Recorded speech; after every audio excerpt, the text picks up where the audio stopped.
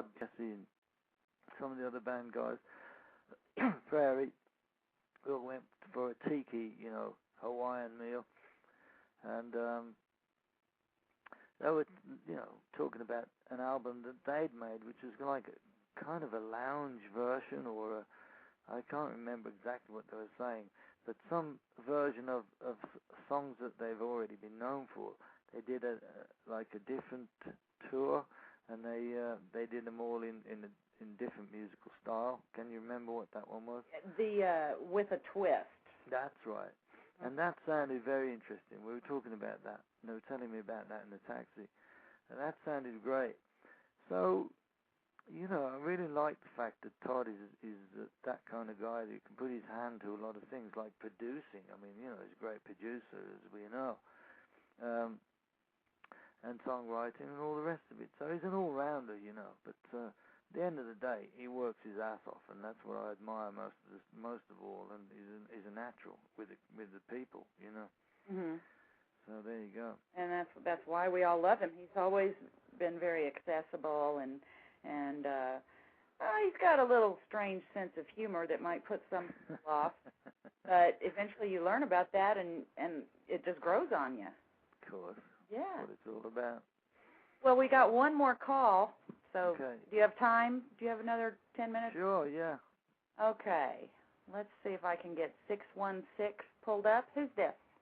Mel? Yes. Hey, it's Patrick. Dustin29 on the chat. Hi, Patrick. Hello. All Hey, right. Denny. A lot of us are pushing for Todd in the Rock and Roll Hall of Fame, and I know the Moody Blues are not in there either. Does that matter to you? Or does it matter to the artists who are deserving but aren't there? Well, I don't know, I never really think about it that much because I've never, I mean, remember that, the Moody Blues, I left the Moody Blues at a certain time, and then they went on to bigger, all that. But I mean, I'm surprised they're not in it, just on the fact that they had all those huge seven huge albums. I just don't understand why they're not in it. It's a little bit like the Eagles. The Eagles were in it, and finally my friend Randy Meisner, who was the original bass player with the Eagles, I think finally he did get asked to be in it. I'm not sure. But, by moving around different bands, maybe I've blown it for myself. I don't know. I just don't know how that works, Pat. I really don't. But do you think it even matters to these guys? I mean, like Todd has made it public that he could care less. But I guess his wife, Michelle, knows that his fans want him in there, and he should appreciate it or accept it for that. But do you think it matters really to these guys? Do they take it seriously? I guess is my question. I don't think it matters because it's kind of being a musician is all about, like I say, going forward. I mean, obviously, if you want reaction from the crowd, it's what it's all about. You want feedback for the stuff you're putting out there. But the Rock and Roll Hall of Fame thing, I don't know. It seems kind of, in a strange way to me, a little bit on the outskirts of what we do. I mean, we're just like musos, and I don't know. I don't know enough about it. That's all I'm saying. I don't know who's behind it. I don't know how it comes about. I know that it would be. It would be an honor to be in the Rock and Roll Hall of Fame, I suppose. But I don't think we think about it to the point where, hey, why aren't we in the Rock and Roll Hall of Fame? Gotcha. You know what I mean? Yep. It's really not that. But again, if the wives and the family want it, what are we going to do about it? Very good. The way it works, Uh-huh. Thank you, Denny. All right, Patrick. Good show tonight, Mel. Great question, Patrick. Very nice. Thank you. Talk to you later. See you later. Bye. Bye-bye.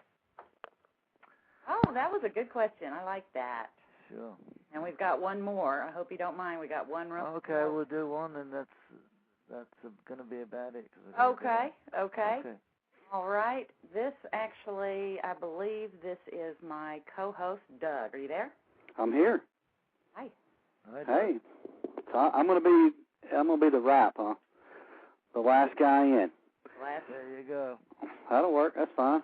I've been listening and enjoying it, and I was interested in your information about doing a musical, and I was curious because I bet you've been able to see a ton of them. What are some of your favorite musicals that you've seen, and are they going to be something that's going to influence the one that you're going to do? Well, I'm always influenced by, anything to do with the theatre. But in actual fact, I haven't seen that many musicals, especially recently. I mean, I went to see Les Miserables, but I went to see that in London. That was years ago. I went to see Cats, things like that, Jesus Christ Superstar in the earlier days. I really wasn't around enough to go and do all that. But when I have time off, I try to go and see one thing. But being in Vegas, all I've seen here is a Cirque du Soleil and a couple of other things. And I haven't really started going out and looking at things. I haven't even seen Mamma Mia. I've seen the film. There are a few things I need to catch up on. But yeah, obviously, if I see a good thing that's on the stage and it's an idea, I compare it with something, maybe an idea I've got, and you always learn, whether it be a lighting trick or whether it be, something to do with the sound. There's a lot of things to do with, learning the craft. You have to go back and see what's going on now as compared to what was going on, say, 10 years ago. But I'm going to be catching up with it for sure. Yeah. Yeah. Good stuff. All right. Well, I know you were ready to go, so I won't ask you more questions, but I appreciate you being on. I know Mel does as well. Oh, yeah. Okay. Yeah, it's good meeting you two over there in Vegas. Okay, man. Yeah. Great. Yeah, it's, it was a good night, wasn't it? We all had a good Absolutely. night that night. Yeah. All right, Doug. I got to think you probably get to do that kind of thing all the time over there, or maybe not. I mean, it's... I've been to a few of those things, yeah. Like I say, I went, go to see Eric Bergman when he's in town, and various other people come through. I went to see Lindsey Buckingham the other night. We were talking in the back room, and he was saying that Fleetwood Mac are touring next year, and yeah, it's great. I mean, it's really good to see those people and catch up with what's going on, and then off they go into the bus and away. Yeah. Great.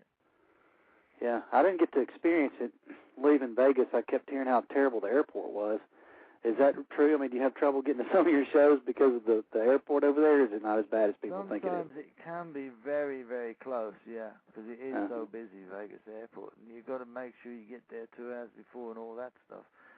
But, yeah, you get used to it, I suppose. I try not to fly out too early in the morning if I can help it, but what can you do? Yeah. It's always a good place to come back to with palm trees and the heat, after you've been away. Yeah, I bet. That much. What's your favorite thing about Vegas? I mean, because most people, we go over there, and most people, you assume, are visitors that go over there, and I don't know a lot of people that live there. What is it about it that you like?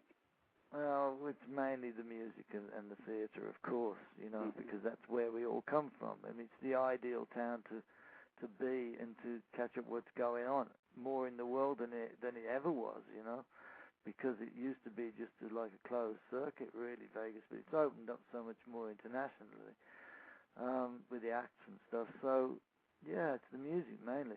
But, I do kind of like the desert. I like the whole, I like the sun, for sure, but I don't like it to be too hot. But at the same time, we're involved here with a little horsey type business, and we're having a good time. But, it's mainly it's so that you can actually see bands that come into town that you don't get a chance to see otherwise, Right.